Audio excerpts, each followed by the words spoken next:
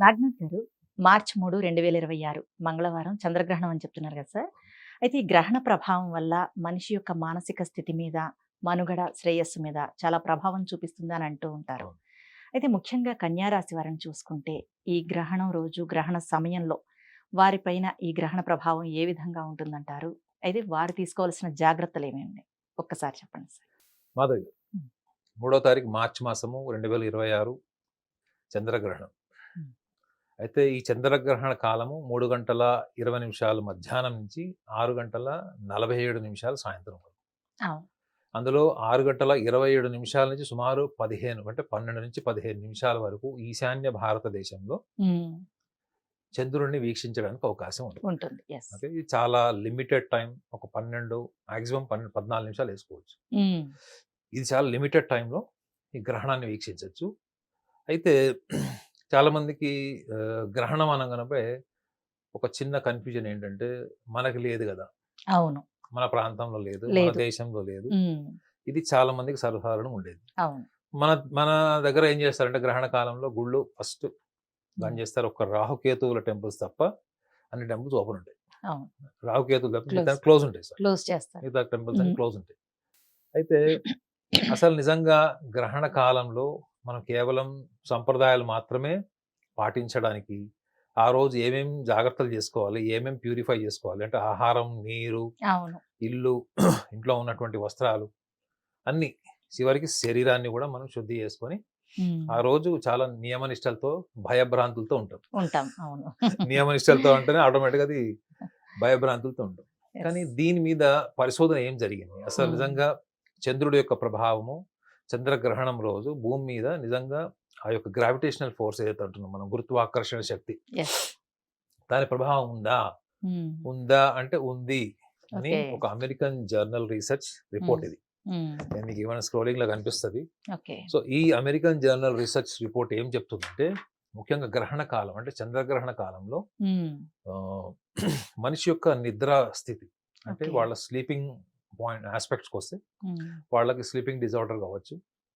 మనిషి ప్రవర్తనలో aggressiveness and హ్మ్. కంప్లీట్ సబ్మిసివ్‌నెస్ అంటే పూర్తిగా డిస్కనెక్ట్ అయిపోయేటువంటి డిప్రెసివ్ మూడ్స్ కావచ్చు. లేదా కంప్లీట్‌లీ అగ్రెసివ్ అయ్యి అగ్రవేట్ అయిపోయేటువంటి మూడ్స్ కావచ్చు. ఓకే. సో, అంటే ఒక రకంగా చెప్పాలంటే మూడ్ స్వింగ్స్ మీద స్లీపింగ్ యాస్పెక్ట్స్ అంటే హ్మ్. పడుకునేటువంటి టైంలో మానసికంగా వచ్చేటువంటి మార్పులు, ఆ హ్మ్. మార్పుల యొక్క ప్రభావం గ్రహణ కాలంలో ఉన్నాయా? అన్న దాని మీద ఆ రిపోర్ట్ అది. ఓకే. ఇది నాతో షేర్ చేసింది కూడా స్కాట్లాండ్‌లో ఉన్నటువంటి ఒక psychiatrist, clinical psychiatrist. Okay. So, నిజంగా ఇది ఉందా? అంటే హ్మ్. ఖచ్చితంగా దాని ప్రభావం ఉంటుంది అని చెప్తున్నారు. హ్మ్. అయితే నిజంగా మనకు భారతదేశంలో ఎక్కడ గ్రహణాలొచ్చినా, ప్రపంచ దేశాల్లో ఎక్కడ గ్రహణాలొచ్చినా, హ్మ్. కేవలం కొన్ని ప్రాంతాలకు మాత్రమే ఒక టైమ్ లిమిట్ ద్వారా మనము గ్రహణాన్ని మనము వీక్షిస్తాం. గ్రహణం అంటేనే చీకటి. అవును. మీరు లైట్ నుంచి డిసపియర్ అవ్వడమే గ్రహణం. ఒక విశ్వంలో ఒక అద్భుతమైనటువంటి ఒక మార్పు. ఖగోళంలో వచ్చేటువంటి ఒక అవును. మార్పు. హ్మ్. వీక్షించదగినది కానీ జాగ్రత్తలతోని. అవును. అయితే ఇది నిజంగా కేవలం ఆ ప్రాంతాల వాళ్ళకి వర్తిస్తుందా అన్నప్పుడు హ్మ్. వాళ్ళు కేవలం ఆ లిమిటెడ్ ఎన్విరాన్మెంట్ సొసైటీ మీద మాత్రమే రీసెర్చ్ చేయలేదు వాళ్ళు. హ్మ్. Gravitational force, lunar eclipse and human moods దాని మీద చేశారు. ఓకే. సో, ఇక్కడ మనము లాజికల్‌గా చెప్పాలంటే చూడండి మేడం, ఈ క్రికెట్ బాల్ ఉంది ఇప్పుడు. హ్మ్. ఈ క్రికెట్ బాల్‌ని మీరు భూమి కింద తీసుకున్నప్పుడు హ్మ్.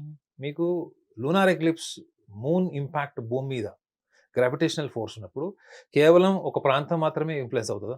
లేదు. When it comes to gravity, అవును. The entire earth to have a kind of I can say it is a vibration అవును. Or else some stimulization hmm. దీని మీద, భూమి మీద ఉంటుంది.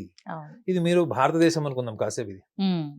ఈ 360 డిగ్రీస్ భూమిని మనం కాసేపు భారతదేశం అనుకుంటే, ఓకే. భారతదేశంలో ఈశాన్య భాగంలో మాత్రమే ఈసారి ఉంది. లేదా ఆగ్నేయ ప్రాంతంలో ఉంది. లేదా హ్మ్. దక్షిణ భారతదేశంలో ఉంది. ఇలా మనం ఒక్కొక్కసారి గ్రహణాలు చెప్తాము. ఒక్కొక్క రకమైనటువంటి ప్రాంతాల్లో మనం చూస్తాం. హ్మ్. అలాంటప్పుడు ఈ ప్రాంతంలోనే ఉంది. ఈ ప్రాంతంలో లేదు అనుకున్నప్పుడు మిగతా వాళ్ళందరూ అబ్బా! మనకు లేదు గదా! అనుకుంటారు. అనుకున్నప్పుడు హ్మ్. ఈ సింపుల్ లాజిక్ ఏంటంటే అది ఎంతవరకు కరెక్ట్ అనేది మీరు ఆలోచించుకోండి. ఓకే. ఈ బాల్ మీద మీరు ఏ కార్నర్‌లో గూడా మీరు హ్మ్. ఒక బ్యాట్‌తోని గాని, ఒక కర్రతో గాని, బ్యాట్ హ్మ్. అంటే చెప్తున్నాను. హ్మ్. మీరు ఈ బ్యాట్‌తోని మీరు ఈ క్రికెట్ బ్యాట్‌తోని మీరు ఎక్కడ ఏ ఏరియాలో కొట్టినా, హ్మ్. ఎంత గట్టిగా కొట్టినా, ఎంత మెల్లగా కొట్టినా the entire the entire mass, హ్మ్. ఎంటైర్ ఆబ్జెక్ట్ ఈ క్రికెట్ బాల్ ఏంది ఇది కంపిస్తది. అవును. ఇది మొత్తం కదులుతది, వైబ్రేట్ వైబ్రేట్ అవుతుంది. అవుతది. హ్మ్. సో, అలాంటప్పుడు అంత చంద్రుడి యొక్క తీవ్రమైనటువంటి ప్రభావము సముద్రం మీద, ఆటుపోటుల మీద గూడా ఉండేటువంటి ప్రభావము, టైడల్ ఫోర్సెస్ మీద ఉండే ఫోర్సు, హ్మ్. హ్యూమన్ బాడీలో 70%, 72% వాటర్ ఉన్న హ్యూమన్ బాడీలో ఎందుకు హ్మ్. ఉండదు? ఉంటుంది. ఇది ఎలా గమనించాలి? హ్మ్. దీనికున్నటువంటి కొన్ని ఆహ్, వాట్ యూ కాల్ బారికేడ్స్, అంటే ఓకే. ఏ యాస్పెక్ట్స్‌లో మనం దాన్ని అర్థం చేసుకోవచ్చు హ్మ్. అన్నప్పుడు జ్యోతిష శాస్త్రం దానికి ఒక అద్భుతమైన వివరణ ఇస్తది. ఓకే. అంటే ప్రతి మనిషికి వాళ్ళ యొక్క రాశి రూపంలో హ్మ్. కొన్ని లక్షణాలిచ్చింది. హ్మ్. ఈ లక్షణాలన్నిటిని కొంతమంది కొట్టిపడేస్తారు. ఓకే. ఎవరు సంప్రదాయ మనోవిజ్ఞాన శాస్త్రవేత్తలు, అంటే హ్మ్. The traditional psychologist. ఓకే. ఏముందిలేండి, మనిషి వ్యక్తిత్వం అన్నది ఎన్విరాన్మెంటల్ ఫ్యాక్టర్, జెనెటిక్ ఫ్యాక్టర్ అంటారు. ఆ! గుర్తుపెట్టుకోండి. ఒక మనిషి వ్యక్తిత్వం అంతా కూడా జెనెటిక్ ఫ్యాక్టర్ లేదా ఎన్విరాన్మెంటల్ ఫ్యాక్టర్. ఓకే. ఈ రెండిటి వల్ల వ్యక్తిత్వం వస్తుందని చెప్తుంది. హ్మ్. కానీ జ్యోతిష్యం ఒక అడుగు లోపలికెళ్ళి ఏం చెప్తదంటే, హ్మ్. గర్భసంచిలో ఉన్నప్పుడు వాడికి ఒక వ్యక్తిత్వం ఉందని చెప్పేసింది. హ్మ్. శిశు జన్మ కాలంలోనే వాడికి ఒక వ్యక్తిత్వం చెప్పేసింది. ఓకే. అంటే వాళ్ళు కళ్ళు తెరిచి ఊహల్లోకి రాని సమయంలోనే వాడికి ఇన్‌స్టింక్ట్స్ ఉంటాయని చెప్పింది. అవును.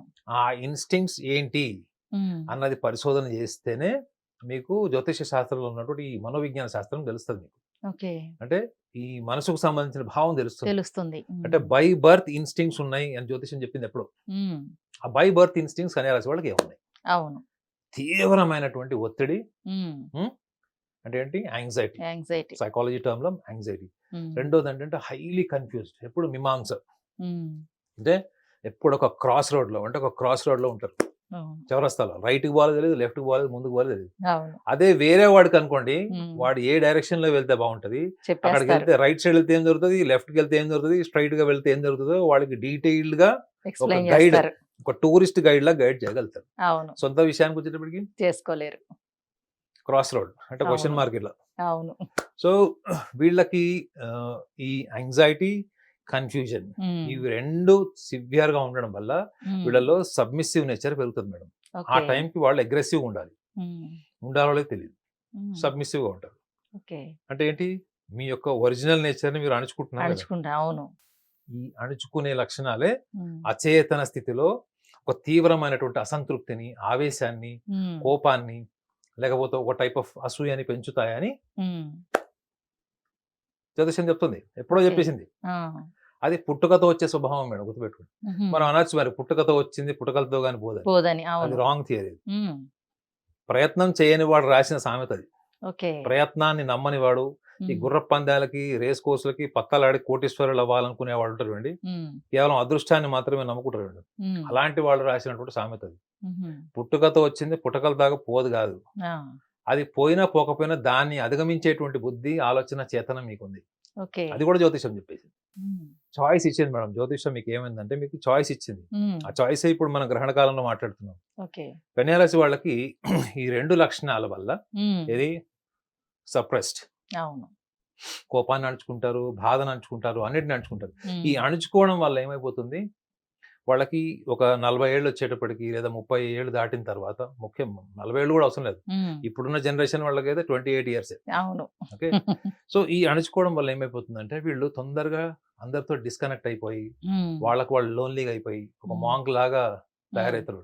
ఓకే. వాళ్ళకి లోపల ఆల్రెడీ మాంక్ ఉంటాడు. ఉంటారు. ఏమైందా? హ్మ్. ఎప్పుడైనా రెడీగా ఉంటారు. బ్యాగేసుకొని, చెప్పులేసుకొని వెళ్ళిపోవడానికి. ప్రయాణం. వాళ్ళు ఆ ప్రయాణంలో ఎవడొద్దు. అవును. ఓకే.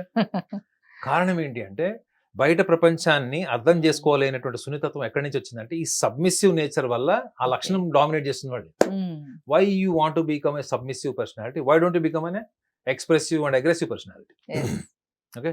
అవును. తెలివితేటలు, సామర్థ్యం, విచక్షణ అద్భుతంగుంటాయి. హ్మ్. అమాయకత్వం ఎంతుంటుందో, అద్భుతమైనటువంటి మేధస్సు కూడా ఉంటుంది. హ్మ్. అయితే గ్రహణం రోజు ఏం జరుగుతది? గ్రహణం హ్మ్. రోజు ఏం జరగచ్చు ప్రాబబిలిటీ? అవును.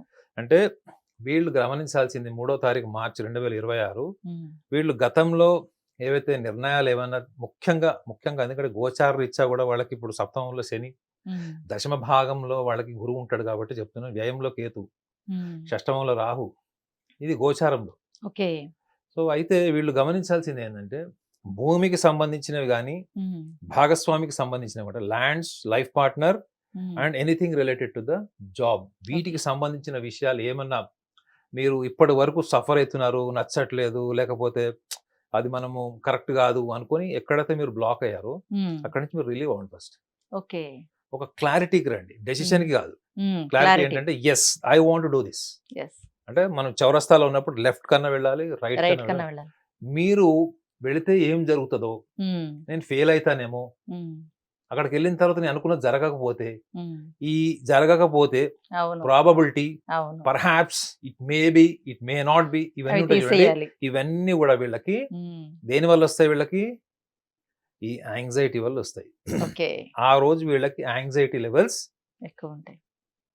ఎక్కువ ఉంటాయి, ఖచ్చితంగా ఎక్కువ ఉంటాయి. ఇది 10 మందిలో 10 మందికి నేను చెప్పను, ఉమ్, 6గురికి అయితే ఉండొచ్చు ఖచ్చితంగా. ఓకే. ఓకే, ఇది వీళ్ళు అవునా కాదన్నది రోడ్స్ రాసుకొని చూద్దాం. ఉమ్, మీరు జాబ్ మానేయాలనుకున్నారు, ఉమ్, బాస్ ఒత్తిడి తట్టుకోలేకపోతున్నారు, ఉమ్, ఆ? భాగస్వామితో సమస్యలు, ఉమ్, ఇంట్లో వాళ్ళ ప్రాపర్టీస్, అన్నదమ్ముల మధ్యలో గొడవలు, అవును. ఉమ్, ఉమ్, వదిలేయాలా, గొడవ పెట్టుకోవాలా? ఉమ్, సో ఈ ఈ ప్రాసెస్లో ఈ ప్రాసెస్లో వాళ్ళు అర్థం చేసుకోవాల్సింది ఏంటంటే, వాళ్ళలో ఎన్విరాన్మెంట్ కాదు సమస్య, ఉమ్, వాళ్ళ సమస్య వాళ్ళ చౌరస్తా, అవును. వాళ్ళ క్రాస్ రోడ్ వాళ్ళ సమస్య. క్లారిటీ లేకపోవడం. ఈ 3 ఏరియాస్ కాదు, ఉమ్, ల్యాండ్స్ కానీ, భాగస్వామి కానీ, ఉద్యోగం, ఇది సమస్య కాదు. Okay. They are always standing on the cross road. Cross that is the roads. Problem. Um, మీరు ఆ రైట్ లెఫ్ట్ బ్యాక్ డోర్ తీసేయండి, ఉమ్, అప్పుడు మీకు ఉండేది ఒకటే door, straight door, Straight. Future. అవును. సో ఈ స్థాయికి మీరు రియల్ గా రాగలకపోవడానికి, ఉమ్, నా టైం బాగాలేదు, మా ఉమ్, ఇంట్లో వాళ్ళకి సపోర్ట్ చేయట్లేదు, నా జాబ్ అట్లుంది, ఉమ్, ఇవన్నీ తీసేయాలి. తీసేయండి. మీరు ఏం చేస్తున్నారో మీరు అద్భుతంగా ఉంటారు. ఉమ్, ఆలోచన, విచక్షణ, మానవత్వం మీలో డిఫాల్ట్ ఉంటాయి. ఉమ్, మీకు తోచింది చేసుకుంటూ వెళ్ళిపోతూనే ఉండండి. అట్లీస్ట్ దానివల్ల ఏమవుతుందంటే ఒక నిర్ణయ శక్తి, వస్తుంది. నిర్ణయం తీసుకునే దాంట్లో మీలో ఒక ఆత్మవిశ్వాసం పెరుగుతుంది. ఉమ్, అరే పోనీ కొన్ని నిర్ణయాలు రాంగ్ ఉంటాయి, అవును. బట్ వాట్ యూ రిఫ్లెక్ట్, ఏం Yes. నేర్చుకుంటాం ఉమ్, అని నెక్స్ట్ లెవెల్కి వెళ్ళండి. నేను ఇలా చేశా కాబట్టి మా అమ్మ ఏమనుకుంటుందో, మా ఆయన ఏమనుకుంటాడు, మా ఆవిడ అవును. ఏమనుకుంటుందో, ఉమ్, నా స్నేహితులు ఏమనుకుంటాడు. You don't try to get అవును. Rewards from um, your people around. yes. ఈ మెంటల్ స్టేటస్ అన్నది మీకు ఆ రోజు యుద్ధం జరుగుతుంది ఖచ్చితంగా. ఉమ్, డెసిషన్ ఇంపల్సివ్నెస్ అంటే నిర్ణయ శక్తిలో యాంగ్జైటీ కానీ, ఉమ్, కన్ఫ్యూషన్ తీవ్రత పెరుగుతుంది. ఉమ్, ఆ రోజు మీకు ఏంది కరెక్ట్ అనిపించింది అన్నదాన్ని మీరు హిస్టరీ ఒకసారి, అంటే అప్పటిదాకా జరిగిన దాని మీద ఒక ఉమ్, మీకు మీరే ఒక రౌండ్ టేబుల్ కాన్ఫరెన్స్ వేసుకొని చేసుకోవాలి. ఒక నిర్ణయం తీసుకోండి. ఉమ్, నిర్ణయ శక్తి పెంచుకోవడమే మీకు బలం, ఓకే. అంతే తప్ప ఉమ్, ఇది మీరు గనక నిర్ణయాన్ని పెంచుకోలేదు, నేను ఎంతవరకు టైంని బ్లేమ్ చేస్తున్నాను, ఎన్విరాన్మెంట్ని ఉమ్, బ్లేమ్ చేస్తున్నాను అంటే ఖచ్చితంగా మీరు ఉన్న స్టేజ్ నుంచి ఎదగట్లేదు. Um, you're not growing, yes. You are simply stopped, um, stagnant. ఈ లక్షణాన్ని మీరు గ్రహణ కాలంలో చూస్తారు ఖచ్చితంగా. ఓకే. ఈ లక్షణాన్ని మీరు మెరుగుపరుచుకోవడానికి ట్రై చేయాలంటే ఫస్ట్ మీరు నోట్స్ రాయండి.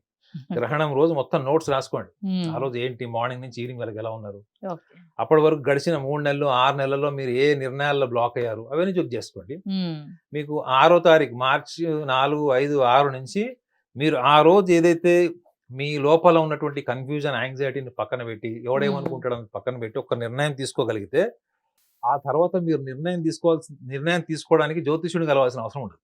ఓ, అర్థమైందా మేడం? అర్థమైంది సార్. కన్యారాశి వాళ్ళు ఎప్పుడు జ్యోతిష్యుని కలుస్తారు, కలుస్తారు. అవును. కలిసి మాట్లాడతారు, కానీ ఫాలో గారు ఫాలో గారు. ఎన్నిసార్లు చెప్తాయి, చాలా మంది ఒప్పుకున్నారు కూడా ఆఫీస్కి వచ్చిన వాళ్ళు. ఎస్, అవును. సో కాబట్టి గ్రహణాన్ని ఎంజాయ్ చేయండి. ఉమ్, గ్రహణం యొక్క ప్రభావం మీద పరిశోధన ఇది జరిగింది.